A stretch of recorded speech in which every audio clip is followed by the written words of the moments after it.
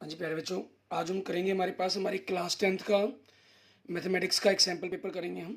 ठीक है, जो कुछ साथियों के द्वारा तैयार किया गया है। इसके अंदर आपके पास वही रहेंगे हमारे पास। सबसे पहले हम छोटे क्वेश्चन स्टार्ट कर रहे हैं। 336 और 54 का एलसीएम पूछा गया है। मीन्स आपके पास 12 की टेबल पर देखिए 300 नहीं आता, बड़ी संख्या आपके पास हो सकती है क्योंकि 54 336 से जो भी आंसर होगा वो इससे बड़ी होगा, तो 6 भी नहीं। आपके पास मीन जो आंसर है वो 3024 ही बनना चाहिए। इनमें से कोई नहीं जो आंसर है वो कम चांसेस होते हैं कि आपके पास बन पाए। क्लियर। दूसरा तरीका आपके पास, मैंने ये तो मेथड आपको डायरेक्ट बताया। दूसरा आपको इसके गुणनखंड बनाने हैं, गुणनखंड के अकॉर्डिंग आप बनाकर देखेंगे 3024 ही आपके पास आंसर आ जाएगा। What is the LCM of the 336 and 54 आपके पास। नेक्स्ट क्वेश्चन देखिए सेकंड। निम्नलिखित में से अपरिमेय संख्या छांटनी है, मीन्स इरेशनल नंबर आपके पास 36 का 6 होता है, 121 का 11 होता है, 9 का 3 होता है, 8 का नहीं निकलता, ये आंसर आ जाएगा। निम्न में से किस संख्या का दशमलव प्रसार शांत होगा? शांत उनका होगा जिनका जो डिनोमिनेटर है आपके पास, मीन्स हर है निचला अक्षर, वो आपके पास 2 या 5 हो।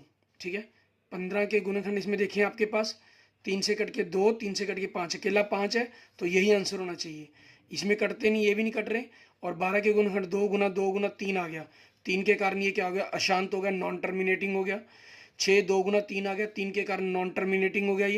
ये टर्मिनेटिंग पूछा था हमसे, 6/15 नहीं बनना था। 12/7 7 है इसके अंदर, क्योंकि डिनोमिनेटर मीन्स निचली जो रकम है हर, ठीक है, उसके जो गुणनखंड है जो फैक्टर हैं वो सिर्फ 2 और 5 ही होने चाहिए। आपके पास 15 में नहीं थे, लेकिन ऊपर से नीचे 3 आपका कॉमन करके कैंसिल हो गया। 45 और 120 का एचसीएफ पूछा गया आपसे। ठीक है, आप जैसे गुणनखंड अगर इनके फैक्टर बनाते हैं तो 3 3 9 9 पंजे 45, 120 के अगर आप गुणनखंड बनाते हैं तो 20 2 दूनी 4, ठीक है, आपके पास हो जाएगा 4 दूनी 8 आ जाएगा आपके पास। क्लियर। 8 पंजे 40, 40 दिए 120, तो दोनों में कॉमन देखें 5 दिए 15, ये आपका एचसीएफ हो जाएगा। अगला निम्न एक ग्राफ दिया गया, इसमें बहुपदों की शून्यकों की संख्या पूछी गई है, जो आप देखेंगे कितने बिंदु पर काट रहे हैं, 1 2 3 4, 4 बिंदु पर काट रहे हैं। इट मीन्स आपका ये आंसर हो जाएगा आपके क्वेश्चन का। The following is a graph is a polynomial then the number of the zeros are. Next में आपके क्वाड्रिक इक्वेशन दी गई, मीन्स एक द्विघात बहुपद दी गई है आपको, जिनके मूलों का योगफल गुणनफल दिया गया है, सम एंड रूट मल्टीप्लिकेशन दी गई है आपको। इंग्लिश मीडियम में आपके पास ये 15 लिखा गया, 15 नहीं ऊपर, क्योंकि 10 है तो 10 ही होगा आपके पास। इसके अकॉर्डिंग आपके पास देखिए formula x² minus SX plus P. S मतलब योगफल, सम आपका, पी मतलब प्रोडक्ट, गुणनफल आपका। और ये x², एस आपको 4 दिया गया, माइनस 4x प्लस 10 बन जाएगा। तो इसके अकॉर्डिंग ऑप्शन कौन सा बन गया आपका? ऑप्शन बी आपके क्वेश्चन का आंसर हो जाएगा। क्लियर। एंड नेक्स्ट क्वेश्चन देखेंगे आपके पास। रैखिक समीकरण दी गई, इसका ग्राफीय रूप पूछा गया, कैसा होगा? एक लीनियर इक्वेशन है आपके पास, ठीक है, उसका ग्राफ आपके पास क्या होगा? हमेशा स्ट्रेट लाइन मीन सरल रेखा होगा। नेक्स्ट आपके पास समीकरणें दी गई हैं, इनमें पहले 2 रेशो आपके इक्वल नहीं दिए गए, तो इसके लिए क्या होगा? ग्राफ में हमेशा प्रतिच्छेदिक रेखाएं मीन्स इंटरसेक्टिंग लाइंस बनेंगी। संपाती तब बनती हैं अगर मीन्स कंसाइडेंट, जब तीनों रेशो आपस में इक्वल हों आपके पास। और समानांतर रेखाएं मीन्स पैरेलल लाइंस तब बनती हैं जब आपके पहले 2 तो इक्वल हों और तीसरा इक्वल ना हो। ठीक है, तो आपके पास पैरेलल बनती हैं। और सॉल्यूशन के बाद में कहीं इसमें नो सॉल्यूशन, कोई हल नहीं। इसके लिए आपके पास क्या होता है? इनफाइनाइट सॉल्यूशन मीन्स अनंत हल होते हैं। ठीक है, अगला आपके पास निम्न से कौन सी द्विघात समीकरण है आपके पास? ठीक है, इसमें x को x से गुना किया, x² प्लस x बन गया, ये x² माइनस 4 बन गया, ये x², ठीक है, आपके पास 2x प्लस 1 बन गया। सभी के अंदर x² आप सोचेंगे सभी है, नहीं, इन्होंने समीकरण का है, समीकरण में आपके पास बराबर 0 होना चाहिए, इसमें किसी के अंदर बराबर 0 नहीं है, सिर्फ इसके अंदर आपके पास चांसेस बनते हैं। यहाँ पर x² आपके पास 2x प्लस 1 बराबर में x² प्लस 5, बट इसमें क्या हुआ? x² आपका कैंसिल हो गया। अब पूछा तो इन्होंने इक्वेशन था, इक्वेशन के अकॉर्डिंग आपको इक्वल 0 आना चाहिए था, और इक्वल 0 का कंसेप्ट आपके पास किस में बन रहा है? इसमें भी नहीं बन रहा, इसमें भी नहीं बन रहा, लेकिन इसके अंदर आपके पास बन रहा है। इट मीन्स इस कंडीशन को क्या पूरा करता है आपके पास? ये बी ऑप्शन ही पूरा कर रहा है, क्योंकि 4 को आप इस तरफ लेकर आए तो वो आपके पास क्या होगा? माइनस को अगर दूसरी राइट साइड में आपके पास 0 रह जाएगा। नेक्स्ट आपके पास निम्न में से किस समीकरण का मूल -5 है? किस समीकरण का मूल -5 है आपके पास, ये बताना है। मीन्स किसका गुणनखंड आपके पास x प्लस 5 बन रहा है, ये देखना है। इसका बन रहा है, इसमें x -5 है, इसमें माइनस एक्स कॉमन निकल कर x -5 बनेगा, इसमें पता नहीं बने नहीं बनेगा, आपके पास इसमें बन ही रहा है, तो ये आंसर हो गया। ठीक है, following equation as a root -5। अगला एक द्विघात समीकरण दी गई, उसके मूल वास्तविक होंगे, ठीक है, मीन्स रूट्स रियल होंगे। कब होंगे? जब v² - 4² इज इक्वल टू बड़ा है 0 से या इक्वल 0। इट मीन्स आपके पास डी आंसर, बी एंड सी दोनों बड़ा हो तब भी रियल होंगे, बराबर हो तब भी रियल होंगे आपके पास। नेक्स्ट, द्विघात समीकरण का विविध ज्ञात करो। इसके लिए भी फार्मूला हम बात ऊपर करके तो हैं, यही ऊपर लिखा तो पर है, D is equal to v² - 4ac। आपके पास एपी के n में पदों का योग का सूत्र n/2 2a plus n-1 into D आपके पास, ठीक है, ये आ जाएगा आपके क्वेश्चन का आंसर। क्लियर? इसके बाद नेक्स्ट आपके पास 3 1 -1 का एपी का सारवंत पूछा गया, तो दूसरे पद में से 35 पहला पद घटा देंगे, -2 आंसर आ जाएगा। 101वां पद, कितने पद हैं आपके पास? 101 दिया गया आपको, ए आपका -7 प्लस n-1 इंटू डी, इनके बीच का अंतर अगर आप देखें तो 3 कम हो रहा है, ठीक है ना, मतलब 7 से 4 4 से 1 3 कम आप लोग अगर माइनस का होना चाहिए, लेकिन नहीं, माइनस से प्लस की तरफ जा रहा है, इट मीन्स 3 बढ़ रहा है। ये 7 अगले स्टेप में इधर आके बढ़ जाएगा, ठीक है, प्लस का हो जाएगा 108 भाग 3 n-1, ये से कट गया 36 पे 36 और 1 37 आपके पास। नेक्स्ट आपके पास एक एपी दी गई है -9 -5 -1 का अगला पद क्या होगा? आप देख रहे हैं कि 4 4 इसमें से कम बढ़ते जा रहे हैं। -5 में से अगर आप -9 घटाते हैं, -5 + 9 आपके पास 4 आ गया, तो -1 में आप 4, ठीक है, -1 है, इसके अंदर अगर आप 4 जोड़ देंगे, अगले पद के लिए डी जोड़ना होता है, तो 3, ये आपका आंसर बन जाएगा। अगला, भुजाओं की समान संख्या वाले दो बहु समरूप होते हैं यदि उनके संगत कोण क्या हों? बराबर हों, ठीक है, means 2 polygon same numbers of sides are similar if their corresponding angles are equals, ठीक है। अगला, दो समरूप त्रिभुजों की भुजाओं का अनुपात 4 अनुपात है तो 5 उनकी त्रिभुजों के क्षेत्रफलों का अनुपात बताना है। If the ratio sides of 2 similar triangles is 4/5 then ratio of their areas, ठीक है, इनका स्क्वायर कर देंगे 16√25। एक त्रिभुज की भुजाएं 5 12 और 13 हैं, तो जांच की समकोण त्रिभुज होगी, यस। ये आपके पास मीन्स एक ट्रायंगल है जिसकी साइड 12 5 और 13 है, it is a right angle triangle, yes, क्योंकि ये पाइथागोरस ट्रिपलेट को कंप्लीट कर रहे हैं आपके पास, ठीक है। नेक्स्ट क्वेश्चन आपके पास, बिंदु दिए गए हैं को जोड़ने वाले रेखाखंड का मध्य बिंदु, दोनों को जोड़कर 12 और 0 को जोड़ा 12, उसका आधा कितना हो गया 6, 5 में -7 जोड़ा -2, उसका आधा -1 आपके पास, ठीक है।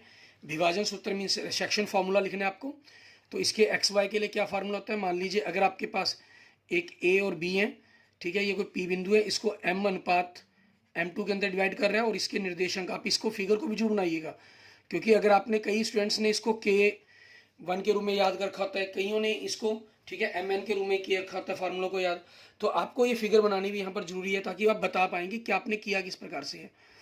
m1 को x2 से मल्टीप्लाई, m2 को x1 से मल्टीप्लाई, बटा में m1 m2। दूसरा आपके पास m1 को y2 से मल्टीप्लाई, m2 को y1 से मल्टीप्लाई, बटा में m1 प्लस m2 आपके पास। अगला, दो बिंदुओं के बीच की दूरी ज्ञात करनी है, तो आपको बताया हुआ है कि दूसरे बिंदु को तो खत्म कर दें, पहले बिंदु में घटा दें। -3 में से 1 घटाया -4, 4 में से 5 घटाया तो -1। अब 4 का वर्ग 16, 1 का 1, दोनों को जोड़ देंगे हम, ठीक है, √17 आपके क्वेश्चन का आंसर बन जाएगा। डिस्टेंस आ गई दोनों पॉइंट्स के बीच में। 3 4 की y अक्ष से दूरी, y अक्ष से दूरी पूछ रहा है, मीन्स x एक्सिस से, y एक्सिस से, ये y 3 4 1 2 3 1 2 3 4, ये आपके पास हो गया, ठीक है, ये वाला पॉइंट हो गया।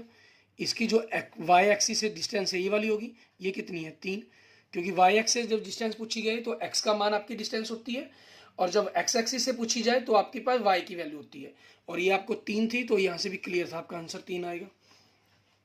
नेक्स्ट, किसी भी कोण थीटा के लिए cos थीटा बराबर 3/2 होता है, नहीं, साइन और कोस का जो मान है आपके पास, ठीक है, जनरली आपका ये -1 या 1 से छोटा होता है और -1 से बड़ा होता है, लेकिन हमने तो जो हमारे सिलेबस में वो 0 से 1 के बीच में पढ़ते हैं, तो 1 से बड़ा तो हो ही नहीं सकता।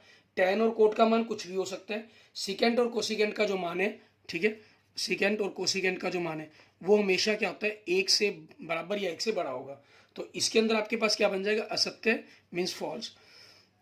1 - tan square 1 + tan square, tan square की वैल्यू क्या होती है आपके पास 1 होती है, तो 1 - 1 0 बन जाएगा, और नीचे 2 आ जाएगा तो 0। या दूसरा फार्मूला 1 माइनस टेन स्क्वेयर, ठीक है, ये आपको करवाया गया था 1 minus ten square theta upon 1 plus ten square theta. ये होता है आपके पास डायरेक्ट कोस 2 थीटा, 45 का डबल 90 होगा, कोस 90 की वैल्यू 0 होती है। ये आपके पास वैल्यू आ गई। साइन स्क्वेयर 75 प्लस कोस के एंगल कुछ भी हो, ये इसका मान तो वैल्यू क्या होती है हमेशा 1 होती है आपके पास, ठीक है। एंगल कुछ भी दिया गया क्योंकि थीटा के लिए जनरल फार्मूला आपका।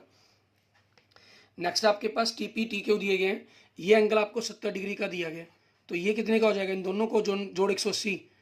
टी पी और टी क्यू ओ के अंदर वाले किसी वृत्त पर दो स्पर्श रेखाएं हैं, पी टी ओ कोण आपके पास 70 डिग्री का है, तो पी ओ क्यू कोण पूछा गया, पी ओ क्यू पूरा कोण पूछा गया, ठीक है, तो वो बनेगा 110 डिग्री का।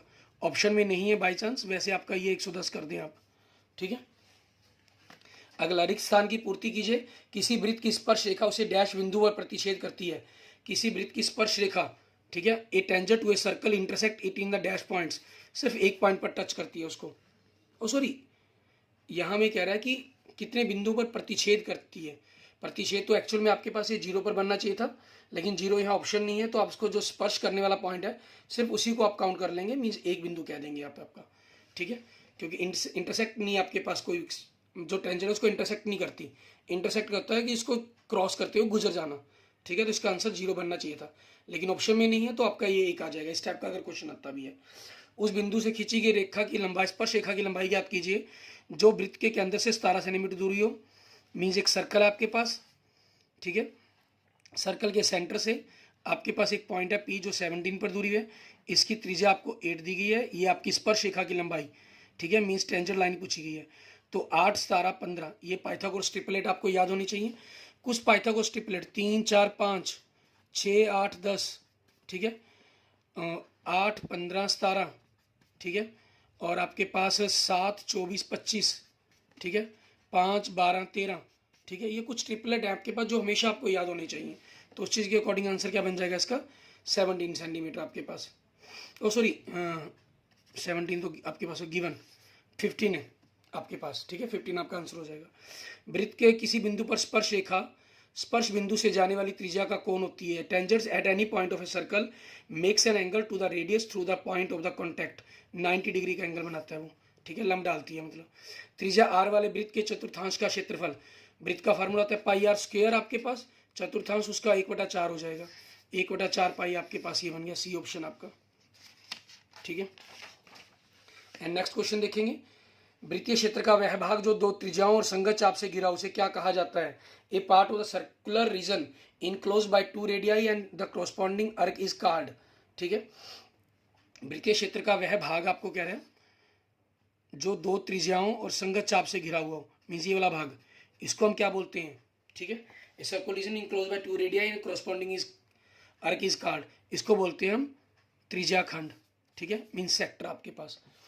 नेक्स्ट, त्रिज्या आर वाले अर्धगोले के संपूर्ण पृष्ठीय क्षेत्र का formula 4 pi R, area surface area of sphere with radius R. Next आपके पास क्वेश्चन 34वां क्वेश्चन, 3 सेंटीमीटर त्रिज्या और 14 सेंटीमीटर ऊंचाई वाले शंकु का आयतन का फार्मूला, आयतन क्या होगा 1/3, पाई आपके पास 22/7 होती है, ठीक है, और त्रिज्या आपको कितनी दी हुई है, इन्होंने 3 दी हुई है, और ऊंचाई 14 दी हुई है, 7 दूनी 14, 3 से 3 कट गया, 3 दूनी 6, 6 दूनी 12, 12 को 11 से हम गुना करेंगे हमारे पास, ठीक है, तो आपके पास कितना बन जाएगा 132 बन जाएगा आपके पास। तो यहाँ मीन्स कहीं ना कहीं मिस्टेक हुई है, तो उसको दोबारा एक बार चेक करते हैं। शंकु का आयतन पूछ रहा है 1/3 पाई आर स्क्वायर एच, 1/3 हो गया आपके पास पाई, ठीक है, पाई हो गया 22/7 आपके पास, त्रिज्या होगी 3 गुना 3 आपके पास, ठीक है, हाइट आपको 14 दी गई है, 7 दूनी 14, 2 पे कट गया, 3 का आपके 3 से कट गया त्रिज्या का आपके पास, ठीक है, और 22 थी 66, 66 दूनी 132 आंसर बनना चाहिए था, लेकिन 132 तो ऑप्शन में नहीं है आपके पास, ठीक है, तो 132 बनेगा आपके पास, या तो स्टेटमेंट में गिवन में फर्क है आपके पास, या आंसर में ऑप्शन गलत होगी। अगला, त्रिज्या 8 सेंटीमीटर और ऊंचाई 10 सेंटीमीटर, मीन्स रेडियस 8, हाइट आपकी 10, तो बेलन का वक्र क्षेत्रफल आपका फार्मूला होता है 2 गुना में 22/7, ठीक है, पाई इन्होंने दिया हुआ है तो पाई का पाई रख लेंगे, त्रिज्या 8, ऊंचाई 8, 80 160 पाई, ठीक है, ये आंसर हो जाएगा आपके पास आपका। नेक्स्ट, आंकड़े दिए गए हैं, इसका माध्यक पूछा गया है, मीडियन पूछी गई है, मतलब 1 2 3 4 5 6 7 है, तो जो चौथा अंक होगा, अगर बढ़ते क्रम में हम इसको लिखते हैं असेंडिंग या डिसेंडिंग ऑर्डर में, आरोही क्रम में किसी प्रकार से लिख लें, मिडल टर्म आपकी बनेगी। तो सबसे छोटी अगर हम देखें तो 16 है आपके पास, उसके बाद 24, फिर 30, फिर 34, तो इट मीन्स आपके पास चौथी रकम 34 आंसर होना चाहिए। फिर उसके बाद आप देख सकते हैं 45, 53 और 67। आंकड़ों के बहुलक निकालने का सूत्र, आंकड़ों के बहुलक ज्ञात करने का फार्मूला वो क्या होता है आपके पास, बहुलक बराबर में मीन्स मोड निकालने के लिए क्या होगा, L plus F1 minus F0 गुना में H बटा में 2 F1 माइनस F0 गुना में F2 आपके पास। दो पासों को एक साथ फेंका जाता है, दो पासों को एक साथ फेंका गया तो 6 गुना 6 36 बनेंगे। दोनों पासों की संख्या का योग 13 है। अब 13 तो आपके पास 6 और 6 भी आ गया ज़्यादा, तो 12 जोड़ बनेगा, 13 तो बन ही नहीं सकता, इट मीन्स इसका आंसर क्या बन जाएगा, 0। ठीक है, इसी क्वेश्चन को मैं थोड़ा इंग्लिश में पढ़ के बता देता हूँ आपको। 2 dice are thrown simultaneously, then what is the probability of getting 13। 2 dice फेंके गए तो 36 सैंपल स्पेस बन गया आपका। ठीक है, और 13 बन ही नहीं सकता क्योंकि ज़्यादा 6 आ सकता है, जो जोड़ 12 बन सकता है, इसलिए इसका आंसर 0 हो जाएगा। अगला एक निश्चित घटना की प्रायिकता, the probability of A sure event is 1 आपके पास। नेक्स्ट, ताश के 52 पत्तों को अच्छी तरह फेंटा गया है, उसके में पत्ता निकाला गया तो ईंट के बेगम वाले पत्ते की प्रायिकता। ठीक है, 52 पत्ते हैं आपके पास, ईंट की बेगम। ठीक है, मीन्स आपके पास probability of getting queen of diamond वो एक ही होगी, तो 1/52 आपका आंसर बन जाएगा। अब बड़े क्वेश्चन देखिए इसमें कौन कौन से आपको दे रहा है। 2 संख्याएं ज्ञात कीजिए जिनका योग 27 और 182 हो। 3 सिक्के एक साथ उछाले जाते हैं तो 3 पटाने की प्रायिकता, 3 चिटाने की प्रायिकता क्या होगी। ठीक है, वो बतानी है आपको। 3 सिक्के एक साथ उछाले जाते हैं, इसके बारे में आपको बता देता हूँ क्योंकि ये क्वेश्चन आपने बहुत कम किए होंगे। तीनों हेड, 2 हेड एक टेल तीसरे नंबर पर हो सकती है, दूसरे नंबर पर हो सकती है, पहले नंबर पर हो सकती है। ये मैं सैंपल स्पेस बना रहा हूँ, कुल परिणाम आपकी। ठीक है, अगर 1 हेड 2 टेल, ये हेड पहले नंबर पर हो सकती है, दूसरे नंबर पर हो सकती है, तीसरे नंबर पर हो सकती है, और तीनों टेल। अब इसमें 3 पट आने वाली ये हो गया तो 1/8 बनेगी क्योंकि ये 8 है। 3 चित ये हो गया आपके पास, मीन्स 3 टेल, तो इसकी भी 1/8 बनेगी। अगला एक्स वाई के बीच में संबंध ज्ञात करना है, एक्स वाई इन दोनों से बराबर दूरी पर है। ठीक है, तो दूरी सूत्र फार्मूला लगाएंगे, मान लीजिए पी है, ये ए है, ये बी है, तो पी ए बराबर में पी भी रखेंगे, आप दूरी सूत्र लगा कर इनके बीच में संबंध पता करेंगे। सेकेंड थीटा का मान दिया गया आपको। ठीक है, ये आपके पास बन जाएगा थीटा।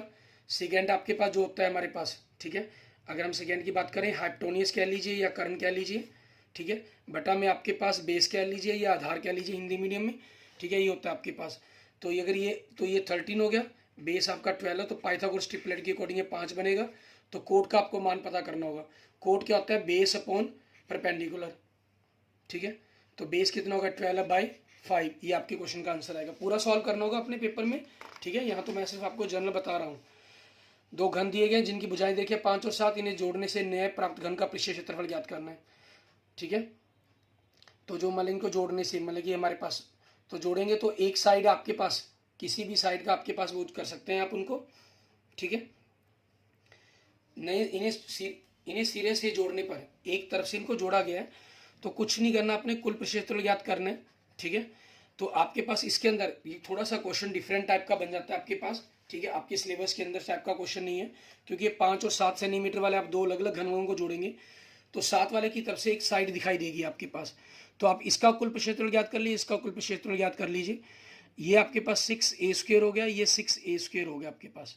ठीक है, और एक्चुअल में आपके पास बनना क्या है, अगर हम इसके अंदर बात करें, मान लीजिए इसको मैं छोटी ए मान लेते हैं, इसको बड़ी ए मान लेते हैं।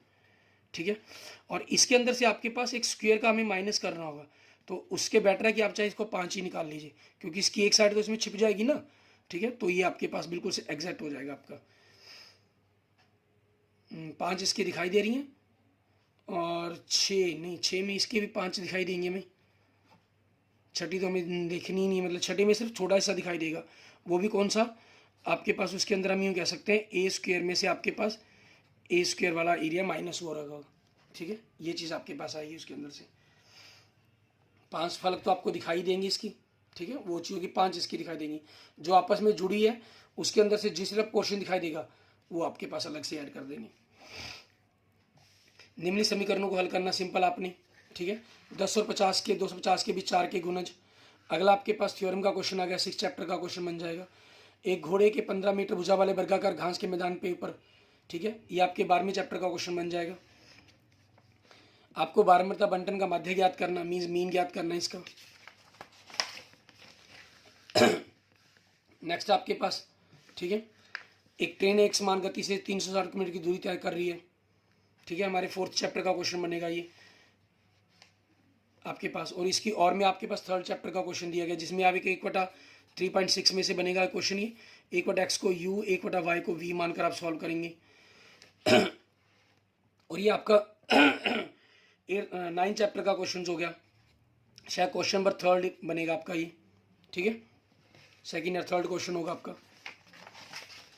और उसके बाद आपके पास इसी के अंदर 9 चैप्टर में ही आपको दूसरा क्वेश्चन दिया गया, ठीक है, और इसके और के अंदर एक 5 सेमी त्रिज्या के वृत्त पर स्पर्शिका खींचिए जो एक दूसरे से 60 डिग्री कोण पर झुकी हुई हो, ठीक है। मीन्स आपका 11.2 का आपका 4th क्वेश्चन बन जाता है। 11.2 मोस्ट इंपॉर्टेंट एक क्वेश्चन है आपका। इसके उसमें सिद्ध कीजिए 2 केंद्रीय वृत्त, मीन्स आपके 10 चैप्टर का क्वेश्चन आ गया आपके पास ऑप्शन में। Clear? Okay, thank you friends, thank you students. अगर आपको वीडियो अच्छी लगे तो इसको जरूर लाइक करें, अपने दोस्तों मित्रों के साथ जरूर शेयर करें, और आप इन सभी क्वेश्चंस को जरूर करके देखें। ये प्रैक्टिस आपकी पूरी अच्छी तरह से आपको आपके फाइनल एग्जाम में 40/40 मार्क्स को लेने में आपकी हेल्प करेगी। Okay, thank you friends, thank you students. अगर आपने अभी तक मेरा यूट्यूब चैनल विजय जाखड़ बंसल मैथ को नहीं सब्सक्राइब किया है, उसे जरूर सब्सक्राइब करें, अपने दोस्तों मित्रों से इस वीडियो को जरूर शेयर करें और जरूर से जरूर लाइक करें। Okay, thank you friends, thank you students.